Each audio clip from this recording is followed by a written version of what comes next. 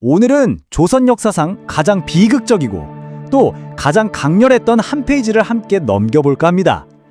모든 걸 가졌지만 정작 아무것도 지킬 힘이 없었던 한 소년왕, 그리고 그의 모든 것을 빼앗으려 했던 야심 가득한 숙부의 이야기입니다. 그 자리는 원래부터 내 자리였어. 이 한마디에 앞으로 벌어질 모든 비극의 씨앗이 담겨 있다고 해도 과언이 아니죠. 왕의 동생이었던 수양대군은 왕자가 자신의 운명이라고 굳게 믿었고, 그 비틀린 믿음은 결국 피바람을 몰고 오게 됩니다. 자, 그래서 오늘 우리는 이 질문에 대한 답을 찾아가 보려고 합니다. 어떻게 한 사람의 거대한 야망이 한 나라의 운명을 뒤흔들고 조카였던 어린 왕을 죽음으로 몰고 갔는지, 그 핏빛 역사의 발자취를 한번 따라가 보시죠. 모든 이야기의 시작은 한 임금의 임종 자리에서부터였습니다. 죽음을 앞둔 왕이 어린 아들을 지키기 위해 어쩌면 가장 위험한 두 사람에게 절박한 약속을 받아내려 했던 바로 그 순간 말이죠. 당시 왕이었던 문종은 병세가 아주 깊었고 왕위를 물려받아야 할 세자는 너무나도 어렸습니다. 이런 불안정한 상황, 이건 뭐랄까, 권력을 노리는 이들에게는 그야말로 절호의 기회였겠죠. 서서히 먹구름이 몰려오고 있었습니다. 자, 여기서 이제 두 명의 핵심 인물이 등장합니다. 한쪽에는 어린 왕을 목숨 바쳐 지키겠다고 맹세한 절대적인 충신 김종서, 그리고 다른 한쪽에는 호시탐탐 왕의 자리를 노리는 야심가, 바로 왕의 동생이자 단종의 숙부인 수양대군. 이 둘의 충돌은 피할 수 없는 운명이었습니다. 문종은 죽음의 문턱에서 가장 믿었던 두 사람, 충신 김종서와 친동생 수양대군에게 어린 아들의 미래를 부탁합니다. 하지만 왕을 몰랐던 거죠. 이 약속이 얼마나 허무하게, 그리고 얼마나 끔찍하게 깨져버릴 운명이었는지를요. 아버지가 세상을 떠나고 이제 텅 빈 왕좌에는 너무나도 어린 소년왕이 홀로 앉게 됩니다. 단종이 왕위에 올랐을 때 나이 불과 12살이었습니다. 여러분, 12살이면 어떤 나이인가요? 한창 친구들과 뛰어놀아야 할 나이에 한 나라의 모든 운명을 짊어져야 했던 겁니다. 그 작은 어깨에 놓인 왕관의 무게, 상상조차 하기 힘들죠?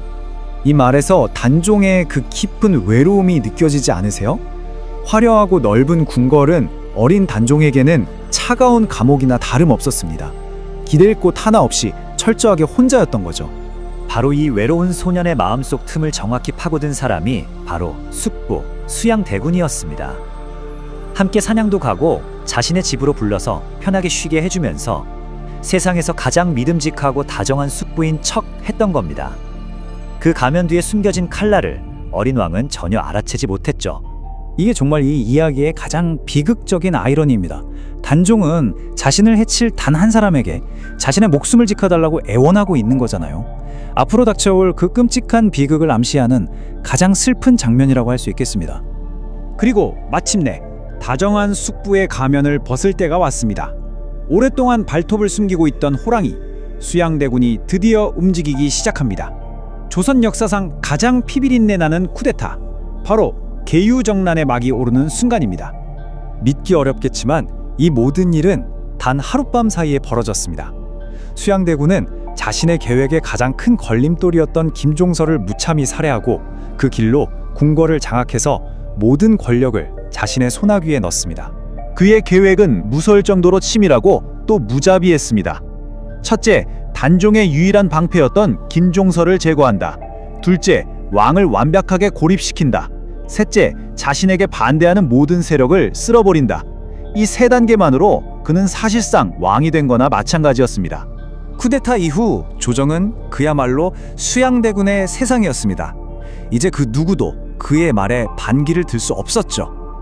어린 단종은 힘없는 꼭두각시가 되어서 숙부가 내미는 서류에 그저 도장이나 찍어주는 그런 존재로 전락하고 맙니다. 자, 이제 수양대군의 계획에 남은 건 딱 하나였습니다. 바로 공식적으로 왕의 자리에 오르는 것, 마지막 퍼즐 한 조각을 맞추는 일이었죠. 이게 바로 역사 기록에 남은 단종의 공식적인 발표입니다. 듣기에는 마치 스스로 모든 짐을 내려놓고 홀가분해진 것처럼 들리죠. 하지만 이 말 뒤에 숨겨진 진실은 완전히 다른 이야기였습니다. 상상해보세요.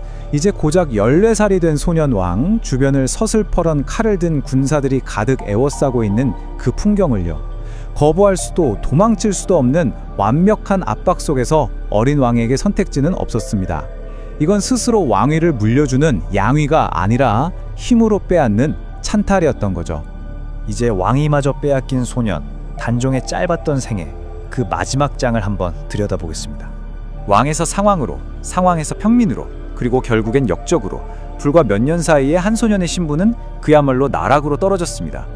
그 걷잡을 수 없는 추락의 끝은 결국 비참한 죽음이었습니다. 이 일화는 당시의 비극이 얼마나 처참했는지를 상징적으로 보여줍니다. 왕의 명령을 집행해야 하는 관리조차 차마 외면할 수 없었던 그런 인간적인 슬픔이 그 시대에 흐르고 있었던 겁니다. 그리고 이 이야기는 단종의 비극이 단순히 역사 기록 속에만 머무르지 않았다는 걸 보여줍니다. 백성들은 그의 억울한 죽음을 너무나도 가슴 아파했고 이렇게 이야기로 만들어서라도 그를 영원히 기억하고 싶었던 거겠죠? 수양대군은 세조라는 이름으로 역사에 남아 강력한 왕이 되었습니다. 이건 승자의 기록이죠.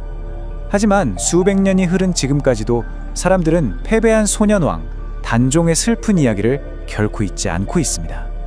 결국 우리에게 남는 질문은 이겁니다. 진정한 역사는 승자의 기록일까요? 아니면 사람들의 기억일까요? 이 이야기는 우리에게 무엇을 기억하며 살아야 하는지 아주 깊은 질문을 던지고 있습니다.